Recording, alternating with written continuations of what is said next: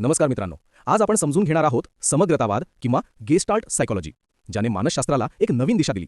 सर्वप्रथम गेस्टाल्ट या शब्दाचा अर्थ काय?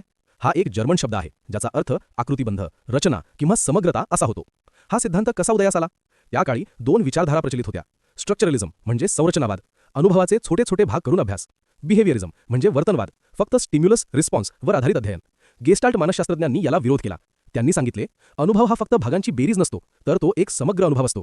मुख्य तत्व, the whole is greater than the sum of its parts, म्हणजेच पूर्ण हे भागांपेक्षा अधिक आणि वेगळे असते. उदाहरण पाहूया. जेव्हा आपण एखादे गाणे ऐकतो तेव्हा आपण वेगळे सूर ऐकत नाही, तर त्या सर्व सुरांमधून एक सुंदर लय किंवा चाल अनुभवतो. जर आपण ते सूर वेगळे केले तर गाण्याचा आत्माच नष्ट होतो. याच संकल्पनेतून मानसशास्त्रज्ञांनी शोध लावला वुल्फगँग कोहलर, कर्ट कोफका यांच्या मर्मदृष्टी म्हणजेच इनसाइट लर्निंगचा.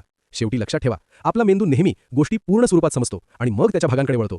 अशाच सोप्या आणि प्रभावी पद्धतीने मानसशास्त्र शिकण्यासाठी चॅनल सबस्क्राइब करा आणि व्हिडिओ लाईक करायला विसरू नका.